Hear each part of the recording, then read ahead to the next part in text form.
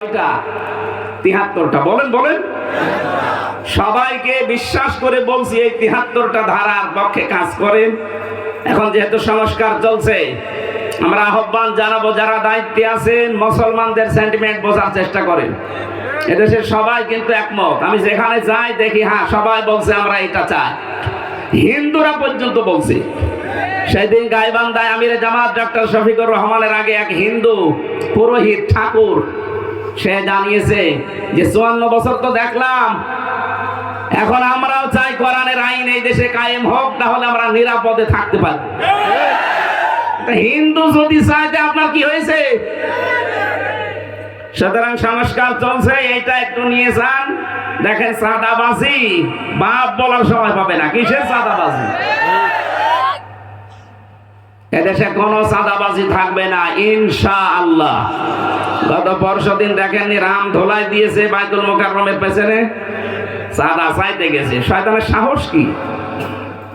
যেখানে এরকম মাথা ছাড়া দেবে যেই হোক, দল বেদল দেখা যাবে না, সব এক হয়ে যাওয়া লাগবে। কোন চাঁদাবাজির ঠাঁই বাংলাদেশে হবে না। কথা বলেন ঠিক কিনা? এটা কি দুনিয়ার কাজ নাকি? এটা একটা জিহাদ। আপনি অন্যায় ভাবে একজন মানুষের কাছে চিন্তাই করবেন, চাঁদাবাজি করবেন, মানে এটা কি ইন্ডিয়া নাকি? এটা কি বলেন তো? আরো জোরে। দাদারা মনে হয় শুনতেও পাচ্ছে, শুনলেও কিছু করার নেই, কারণ তাম দুনিয়ায় সবচাইতে বেশি মিথ্যা কথা বলে দাদারা। এটা আমরা বানালাম, মাইক্রোসফট বানিয়েছি। ভয়েস অফ আমেরিকার রিপোর্ট, তাম দুনিয়ার 257টা রাষ্ট্র সবচাইতে বেশি মিথ্যা কথা বলে ইন্ডিয়ার দাদারা। মানে এতদিন ছড়িয়েছে আমাদের দেশ নিয়ে আমরা নাকি সংখ্যালঘু নির্যাতন করি। আরে ভাই, বামাম পৃথিবীতে আমাদের দেশটার নাম এখন বেশি যে আমরা সাম্প্রদায়িক সম্প্রীতি নিয়ে সবচাইতে বেশি বাস করি এই দেশের মানুষ। সুতরাং ওনারা অনেক কিছু নিয়ে খেলা খেলতে চেয়েছিল আগস্টের 5 তারিখের পরে, একটা গুটিতেও কাজ হয়নি। আনসার লীগ দিয়ে চেষ্টা চালিয়েছিল, বিচার ব্যবস্থাকে ধ্বংস করে একটা চেষ্টা চালিয়েছিল প্রধান বিচারপতিকে দিয়ে, পারে না। কি কথা বলেন না কেন? সচিবালয়ে আগুন ধরিয়ে চেষ্টা করেছিল, পারে না। এখন আবার লেগেছে হিন্দু বৌদ্ধ খ্রিস্টান যারা আছে তাদেরকে উস্কানি দিয়ে কি করে এই দেশে অরাজকতা সৃষ্টি করা যায়। এটাও সফল হচ্ছে না, হবে না। তার বাস্তব প্রমাণে হিন্দু ভাইরা সব বুঝে ফেলছে। কালকে একজন হিন্দু জানিয়েছে এদেশের যদি 1 ইঞ্চি মাটি ভারত জোর করে নিতে চায়, এদেশে আমরাও কিন্তু অন্য ধর্মের হতে পারি, কিন্তু এই বাংলার মাটির সন্তান আমরা। সুবহানাল্লাহ বলতে পারেন না? তার মতো এখন সবাই আমরা একজোট। এই দেশে রোজা আর পূজা পাশাপাশি হবে, কোনো অসুবিধা নেই। কথা বলছেন না কেন? কাউকে গালিও দেওয়া যাবে না। ওয়ালা তাসুবুল্লাযিনা ইয়াদউনা মিন দুনিল্লাহ, অন্য ধর্মের দেবতাকে গালি দিবা না, অন্য ধর্মের ধর্মীয় নেতা যারা তাদের গালি দিবা না। সুতরাং আমরা আপনাদেরকে গালি দেই না, গালি দেব না। আমরা এখন এই দেশে যারা আছি সব মানব সন্তান। লাকাদ কাররামনা বানি আদম, আল্লাহ আমাদের সবাইকে সম্মান দিয়েছে। কথা বলেন না কেন? দল মত নির্বিশেষে এখন এই দেশটাকে সাজানো লাগবে না? যদি একটু দেখতে চাই যে জান্নাতি মানুষ কি করে, এটা যদি একটু সামনে দেখতে পেতেন, আপনি দেখতেন পৃথিবী একটা মিনি জান্নাত হয়ে গেছে। যত রকমের অপরাধ আছে সব বন্ধ হয়ে যাবে ইনশাআল্লাহ। অপরাধগুলো বেশি বাড়ে, এই কারণেই তো আল্লাহ মাঝে মাঝে গজব পাঠায়। ওয়ালা নুযিকান্নাহুম মিনাল আযাবিল আদনা দুনাল আযাবিল আকবারি লাআল্লাহুম ইয়ারজিউন। আল্লাহ পাক বলেন বড় আযাব পাঠানোর আগে তোদের কাছে ছোট ছোট কিছু আযাব পাঠায়। আমি চাই যে তোরা যেন ফিরে আসিস আমি আল্লাহর দিকে। এই জন্য যে আমি যে কথা বোঝাচ্ছিলাম, এই দুনিয়াতে কোন জান্নাতি মানুষের কাজকর্ম আমল আখলাক আর জাহান্নামী মানুষের কাজকর্ম আমল আখলাক এক হবে না। আম হাসিবাল্লাযীনা জাতারাহুস সাইয়্যাতি আন নাজআলাহুম কাল্লাযীনা আমানু ওয়া আমিলুস সালিহাত সাওয়া'আম মাহইয়াহুম ওয়া মামাতুহুম সামা ইয়াহকুমুন। বলেন আল্লাহু আকবার। আল্লাহ পাক বলেন ওরা কি মনে করে জীবনের মৃত্যুর দিক থেকে যারা ইমানদার আর যারা বেঈমান এরা কি সমান? ওরা কি মনে করে না ওদের এই বিচার পদ্ধতি কত নিকৃষ্ট, ওদের এই মনোভাব। এই দুনিয়াতে যারা সত্যি ঈমান আনার পরে টিকে থাকতে পারে এই মানুষগুলোকে আমি আল্লাহ এত দামি বানিয়ে দেই। যারা ঈমান আনে না এই মানুষগুলোকে আমি আল্লাহ এত নিকৃষ্ট জায়গায় পৌঁছিয়ে দেই যে দুইজন হয়ে যায় আকাশ আর পাতালের ব্যবধান। আপনি বাস্তবে দেখলেই বুঝবেন এদের কথাবার্তা, আচার আচরণ, এদের অ্যাক্টিভিটিস গুলো পুরাটা আলাদা দেখতে পাবেন।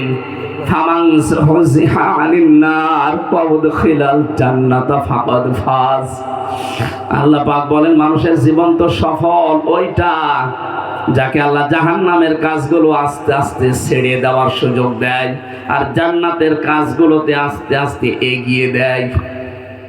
আপনি দেখেন তো আগে যা করতেন আস্তে আস্তে ছেড়ে দিতে পারেন কিনা? জান্নাতে যাওয়ার যে কাজগুলো ওগুলোতে আস্তে আস্তে আপনি এগিয়ে যেতে পারেন কিনা? যদি পারতেছেন তাহলে বুঝবেন আল্লাহ আপনাকে ভালোবেসেছেন। প্রথম অর্থ এটা আয়াতের, দ্বিতীয় অর্থ এটা আর একটা আছে। ওই লোকটার জীবনে সফল হবে যে মানুষটাকে আল্লাহ জাহান্নামের আগুন থেকে কিয়ামতে বাঁচিয়ে জান্নাতি বলে ঘোষণা দিয়ে দেবে। সুতরাং নারী হোক আর পুরুষ হোক, আমাদের জীবনের আসল সফলতা আসল বিফলতা এই দুনিয়ার জীবনে না। আমাদের আসল সফলতা আসল বিফলতা সবগুলো সামনের জীবন যেটা পড়ে আছে, চোখ বন্ধ করার পরে ওই জীবনের উপরে নির্ভর করছে।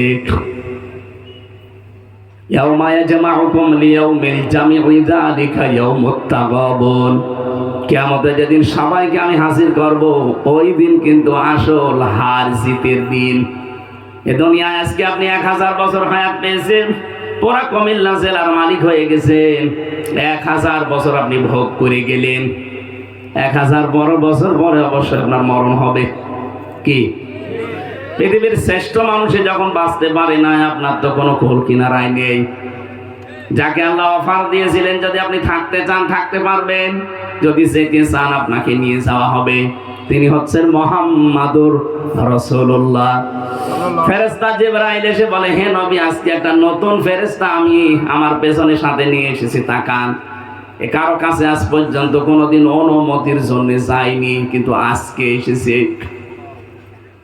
এর আগে শুধু একজনের কাছে অনুমতি নেওয়ার জন্য গিয়েছিল, হযরত মুসা আলাইহিস সালাম। তাকে সালাম না দিয়ে তার কাছে গিয়ে বলেছে আল্লাহ আমাকে পাঠিয়েছে, দিয়েছে এক চড়ে ওনার এই ডান চোখ বের হয়ে গেছে। আল্লাহকে গিয়ে বলে রব্বুল আলামিন কার কাছে পাঠালে? আমার চোখ বের করে ফেলেছে। কোথায় গিয়েছিল? আমাদের মুসা নবীর কাছে। বেয়াদবি করেছে? বলেন না। মানলো কেন? বলছো আল্লাহ আমার সালাম দিতে মনে ছিল না। আল্লাহ তাআলা বলেন ঠিক আছে বেঁচে আছো এই ভালো, কারণ তো আমার এই ছাড়ে না। ও আমার এই উল্টা পাল্টা প্রশ্ন করে মাঝে মাঝে। আল্লাহকে একদিন জিজ্ঞাসা করেছে, মাবুদ তুমি যদি বান্দা হতে আমার, আর আমি যদি তোমার মালিক হতাম, আল্লাহ হয়ে যেতাম, তাহলে আমার মতো আল্লাহর কাছে তুমি বান্দা হিসাবে কি চাইতে? আল্লাহ বলেন মুসা তোমার বর্ডার তুমি পার করে ফেলেছো, তুমি কোনদিন আল্লাহ হতে পারবা না, আর আমিও কোনদিন বান্দা হওয়া সম্ভব না। মুসা নবী বলে আল্লাহ আমি কিন্তু ইন দিয়েছি, ইন মানে যদি, ইন মানে আমি তো যদি বলেছি যদি হতাম। আপনি রাগ করেন কেন? যদি হতাম তাহলে কি চাইতেন ওইটা বলেন। আল্লাহ পাক বলেন হ্যাঁ যদি তুমি হতে তাহলে তোমার মতো আল্লাহর কাছে আমি বান্দা হয়ে দুইটা জিনিস চাইতাম, একটা হায়াতে তজ্জেবা আর একটা সুস্থতা। মুসা নবী বলে আল্লাহ আমি তো এইটাই জানতাম না যে কি চাওয়া লাগে, তোমার মুখ থেকে জেনে নিয়েছি, তুমি এখনই আমার হায়াতটা তজ্জেবা বানিয়ে দাও আর আমার শরীরটা সুস্থ করে দাও। আল্লাহ ওই দিন মিসকি হেসেছিলেন, ডাক দিয়ে বলে মুসা তুমি খুব চালাক, আমার কাছে জিজ্ঞাসা করে আমার কাছে দোয়া করো। একবার গিয়েছিল শুধু সালাম না দিয়ে তার চোখ হারিয়েছে, কিন্তু আজকে এসেছে কিন্তু আপনার কাছে অনুমতি নেই। হযরত জিবরাইল বলে আপনি যতদিন থাকতে চান এখানে থাকতে পারবেন এই নশ্বর পৃথিবীতে, আর যদি যেতে চান আল্লাহ আপনার অপেক্ষা করছে, চলেন। নবীজি জিজ্ঞাসা করেন, ইয়া আখি জিবরাইল, হে ভাই জিবরাইল, যদি থাকতে চাই কতদিন থাকতে পারি? যতদিন ইচ্ছা। তারপরে মরা লাগবে। তারপরে বলেন বলেন, মরা লাগবে। এইটা থেকে মাপ নেই, কারণ কুল্লু নাফসিন যায়িকাতুল মাউত। আল্লাহ যাকে বানিয়েছে তাকে মারবে, এইটাই তার সিদ্ধান্ত। হয়তো আপনি থাকতে পারবেন কিয়ামত পর্যন্ত থাকেন, কিন্তু মরা লাগবে আপনাকে। নবীজি বলেন, ভাই জিবরাইল, যাওয়াই যখন লাগবে তখন এই নশ্বর পৃথিবীতে আমার থাকার দরকার নেই। আল্লাহ যদি আমার অপেক্ষায় ইন্তজার করে, অপেক্ষা করে আমার জন্য, চলো আমার নিয়ে চলো। এই জন্য যেটা বোঝানোর জন্য হাদিসটা বললাম, আপনি 1000, 2000, 5000 বছরে নাই ছিলেন, কি হবে যদি মরণের পরে আল্লাহ আপনাকে জাহান্নামে দিয়ে দেয়, জান্নাত থেকে যদি বঞ্চিত করে দেয়, আপনার পুরা জীবনটাই ব্যর্থ। কথা বলেন না কেন? আফামান কানা আলা মুমিনান কামান কানা ফাসিকান লা ইয়াস্তাবুন। রব্বুল আলামিন বলেন, যারা মুমিন, যারা ঈমান আনে, আর যারা ফাসিক, যারা পাপাচার, হে নবী আপনি দেখবেন কখনো তারা কিন্তু কাজ কারবারের দিক থেকে সমান না। আম্মাল্লাযীনা আমানু ওয়া আমিলুস সালিহাত, যারা ঈমান আনবে, ঈমানের উপরে ভিত্তি করে যারা সালেহ আমলে সালেহ করবে, নেক কাজ করবে। এখানে ডাক্তার আছে, সালেহ শব্দের ব্যাখ্যা আমার মনে হয় এখানে যদি যত মানুষ আছে জিজ্ঞাসা করি, সবাই এক বাক্যে হয়তো বলবে সালেহ মানে নেক কাজ। সালেহ মানে না, না, সালের আধুনিক ব্যাখ্যা করা লাগবে আপনাকে এখন। যারা ঈমান আনে, ঈমান আনার পরে যারা আমলে সালেহ করে, সালেহ মানে শুধু নেক না, শুধু সৎ না, সালেহ মানে যোগ্য। সালেহ মানে কি? ঈমান আনার পরে আপনাকে যোগ্যতা অর্জন করা লাগবে। এই পৃথিবীকে সুন্দর করে সাজাতে হলে যে যে জায়গায় আমরা যেতে চাই, ওই জায়গার আগে জ্ঞান অর্জন করবেন, প্রশিক্ষণ নেবেন, সঠিকভাবে ওই জায়গাতে কাজটা আঞ্জাম দেবেন, এর নাম সালেহ। এটা আজ আমরা মুসলমানরা করতে পারছি না, এই জন্য রাষ্ট্র আল্লাহ আমাদের হাতে দেয় না। এক কথা বলে না কেন? একজন ডাক্তার, ওনাকে চিকিৎসা বিজ্ঞানের উপরে আগে শিক্ষা নেওয়া লাগবে, প্রশিক্ষণ নেওয়া লাগবে, এরপরে সুচারুরূপে কাজে আঞ্জাম দেওয়া লাগবে, ওইটার নাম আমলে সালেহ। শিক্ষা ব্যবস্থা থেকে ওনাকে দুর্নীতিগ্রস্ত করে গড়ে তোলা হচ্ছে আবেদ চাচার মাধ্যমে। কি কথা বলে না কেন? আবেদ চাচা টাকা পয়সা নিয়ে শুধু প্রশ্ন ফাঁস করে, ওই প্রশ্ন দিয়ে উনি লেখাপড়া করে ডাক্তার হয়, শেষে রোগী বাঁচাতে যেয়ে মেরে ফেলে। এরকম একটা বিভাগে না, দুনিয়ার প্রত্যেকটা বিভাগে আমরা দেখতে পাচ্ছি এরকম অযোগ্য মানুষগুলো। আর যোগ্য যারা ছিল, এই মানুষগুলো ছিল কোণঠাসা, এরা কাজ করতে পারে নাই। এই জন্য আমরা এমন একটা দেশ তৈরি করতে চাচ্ছি যেখানে শুধু সৎ হলেই হবে না, নেক হলেই হবে না, যোগ্যতা সম্পন্ন হওয়া লাগবে। বাংলাদেশের ডাক্তারগুলো যদি ডাক্তার শাহিন চদ্দারের মতো বানাতে পারতাম, ডাক্তার মতিয়ার রহমানের মতো বানাতে পারতাম, ডক্টর ফয়জুল হকের মতো বানাতে পারতাম, ডাক্তার ফাতেমা সিদ্দিকার মতো বানাতে পারতাম, এই দেশটা আমার মনে হয় চিকিৎসা বিজ্ঞানে বিভাগে কোনো দুর্নীতি থাকতো না। আপনি বিচার ব্যবস্থার দিকে তাকান, যারা বসে আছে, আমার যে রায়টা কয়েকদিন আগে দিয়েছে, উনি আমার মামলা এভাবে দেখার পরে বিচারপতি বলছে কোনো কিছুই পেলাম না, এর ভেতরে কোনো মাল নেই, আমি বিচার করব কি দেখে। বলছে যান, আপনাকে আমি খালাস দিয়ে দিলাম। মনে মনে বলতে গেলাম যে স্যার, আপনার এই মামলাটা তো 3 বছর এই টেবিলই ছিল, তখন তো বলেননি যে কোনো মাল নেই, এখন হঠাৎ করে মাল পাচ্ছেন না মানে? উনি এইটাই বলতো যে হুজুর আমার হাত বাঁধা ছিল। কি কথা বলেন না কেন? যোগ্যতা কিছু মানুষ সম্পন্ন ছিল, কিন্তু তাদের হাত, বলেন বলেন, আরো তাদের হাত বেঁধে দেওয়ার জন্য এমন এমন কায়দা কৌশল করা হয়েছে, বাধ্য হয়েছে তারা হাতের বাঁধন আরো শক্ত করতে। এ মানুষটা সৎ থাকবে কি করে? বিভিন্ন ঔষধ কোম্পানির লোক এসে এসে বলবে স্যার এই ওষুধ লেখেন, না লাগলেও লেখেন, আপনাকে আমরা অমুক অমুক জিনিস দেব। বলেন সুবহানাল্লাহ, নাউযুবিল্লাহ। মানে এটা যে করে স্যারকে জিজ্ঞাসা করেন। আবার যেখানে সেখানে আপনি রিপোর্ট দিয়ে হবে না, উনি লিখে দেবে যে অমুক জায়গায় যাও, ওখানে আগেই বলা থাকে যে 10,000 টাকার যদি আপনাকে রিপোর্ট বানিয়ে দেয়, হয়তো 8,000 খরচ হবে, 2,000 আল্লাহর ওলি দেখে ফেলবে। এরকম প্রত্যেক জায়গায় ছিল, প্রতিটি জায়গা বিচার ব্যবস্থা বলেন। আমি তো ওই জায়গাগুলোতে 3টা বছর কাটালাম, এমন কোন জায়গা নেই আদালতের ইট পর্যন্ত টাকা চায়। হ্যাঁ, আদালতে যাবে ইটও ভুলে আছে যে 10 টাকা দিয়ে যায়। আমি যেদিন প্রথম জেলখানায় যাই 10 সালে, হাজত থেকে বের হওয়ার পরে, জেল থেকে বের হওয়ার পরে দেখি যে পুলিশ আমার বলছে, হুজুর কি টাকা দেন। টাকা পাবো কোথায়? না, ওই যে আপনাকে দেখতে এসেছিল, ওরা আপনাকে টাকা দিয়েছে, আমরা জানি। আরে শয়তান, তাও দেখেছি। শেষে 10 টাকা দিলাম, তাও খুশি। এই 10 সালে প্রথম ওই সময় থেকে জেলে যাওয়া শুরু, এই যে চলছে। মনে হয় আমার শ্বশুর বাড়ি, আমার মনে হয় শ্বশুর বাড়িও আমি এতদিন যাইনি।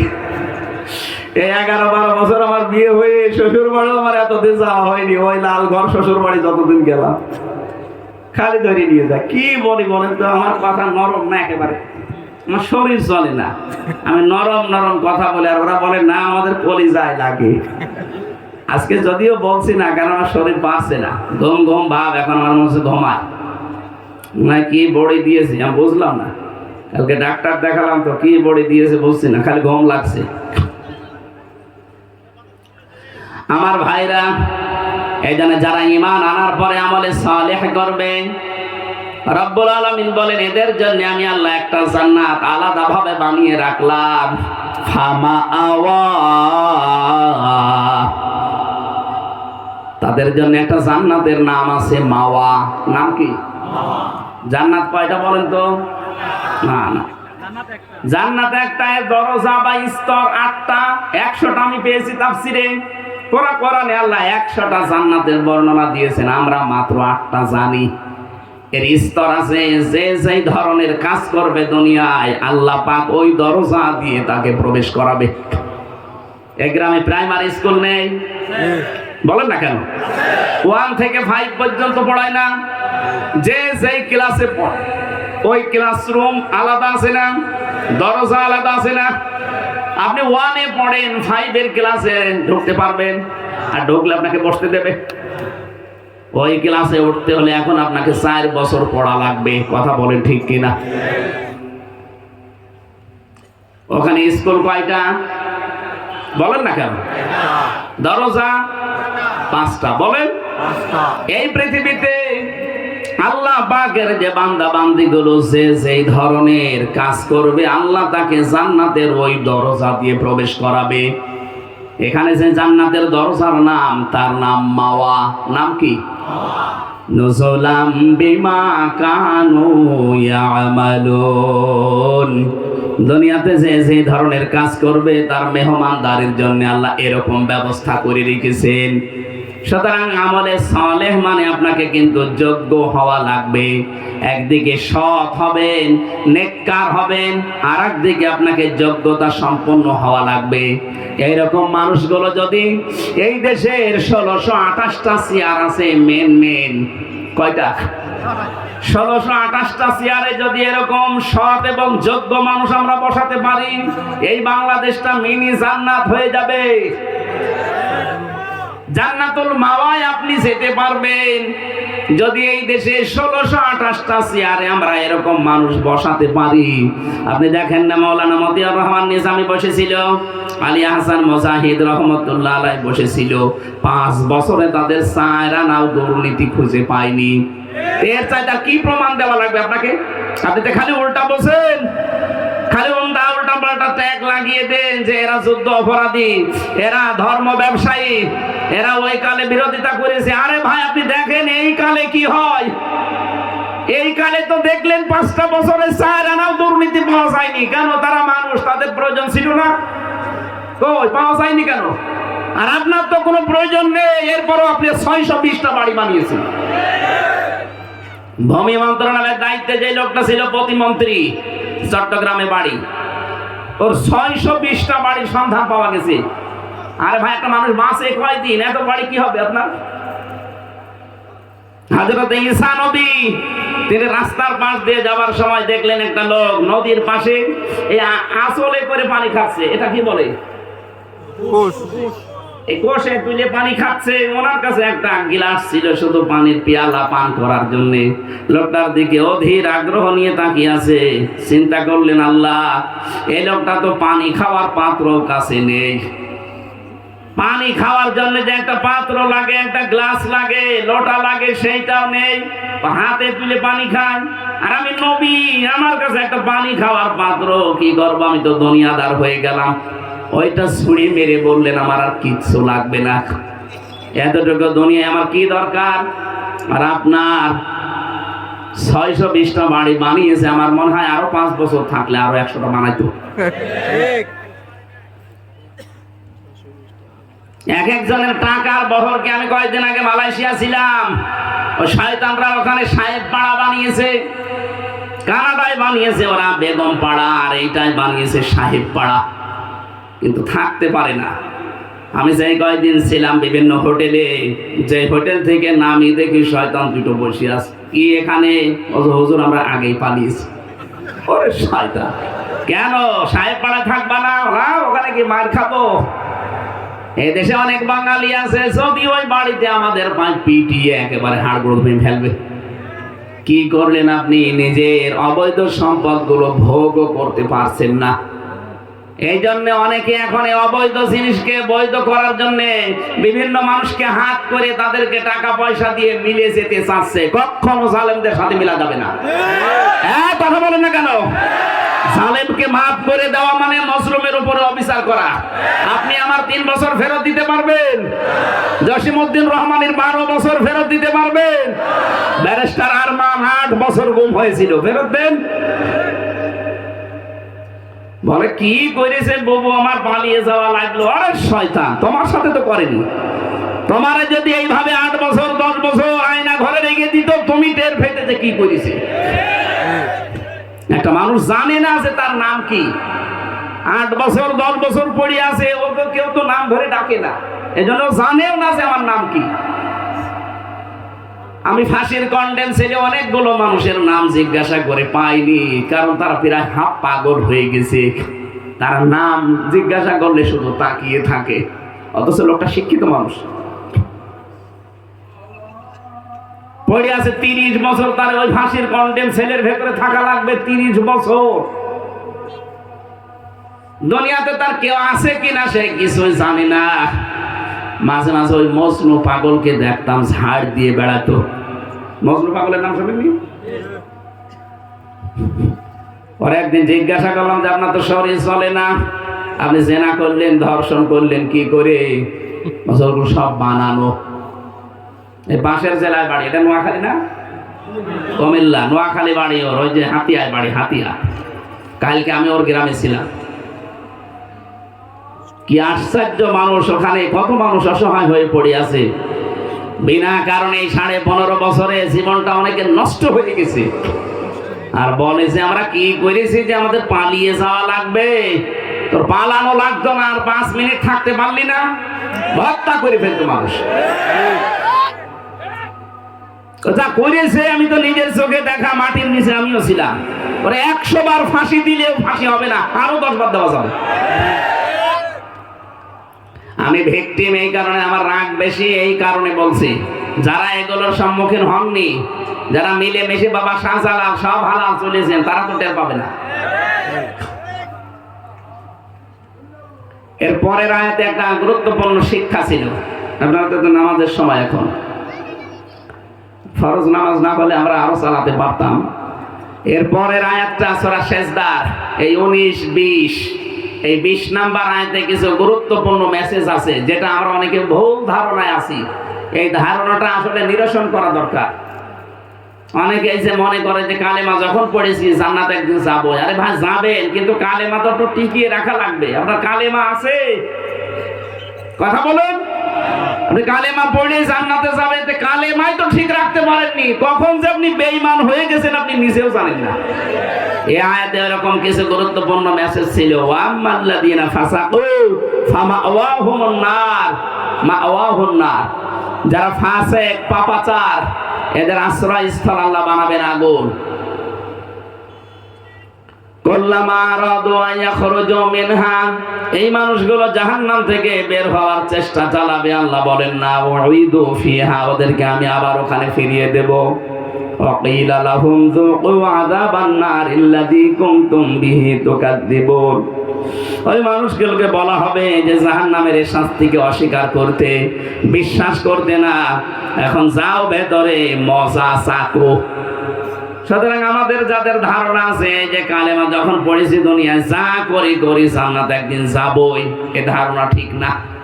আপনি তারা আসতে পারবেন না বের হয়ে, কারণ আপনার কালেমায় টিকে থাকতে পারেননি। কালেমার বিরুদ্ধে আপনি অবস্থান নিয়ে আপনার কালেমাটাই আপনি নষ্ট করে ফেলেছেন। সুতরাং আপনাকে যদি আল্লাহ জাহান্নামে দেয়, 10 বছর 5 বছর পরে বের করে নিয়ে আসবে, ধারণায় থাকলে আপনি গোনায় ছাড়তে পারবেন না। কথা বলছেন না? ওয়া নাযলামু মিম্মান যুক্কিরা বিআয়াতি রাব্বিহি সুম্মা আ'রাদা আনহা ইন্না মিনাল মুজরিমিনা মুনতাকিমুন। আল্লাহর দৃষ্টিতে বড় জালেম ওইটা যাকে কোরআন দিয়ে উপদেশ দেওয়ার পরে ফিরে আসার জন্য বলা হয়, কিন্তু লোকটা অস্বীকার করে মুখ ফিরিয়ে চলে যায়। ইন্না মিনাল মুজরিমিনা মুনতাকিমুন, অবশ্যই আমি আল্লাহ এরকম পাপিষ্ঠর থেকে প্রতিশোধ নেব। কে বলছেন? আল্লাহ যেন আমাদের উপর কোনো প্রতিশোধ না নেয়, তিনি তার নিজ ইচ্ছায় যেন মাফ করে দেন। আমি জান্নাত এবং জাহান্নামের এই বর্ণনাটা লিখেছি কিতাবে। কি কাজ করলে আপনি কি জান্নাতে যাবেন, কি কাজ করলে কি জাহান্নামে যাবেন, কোন দরজা আপনার জন্য প্রস্তুত হয়ে আছে। এই গাড়ি থেকে যাবার সময় বইটা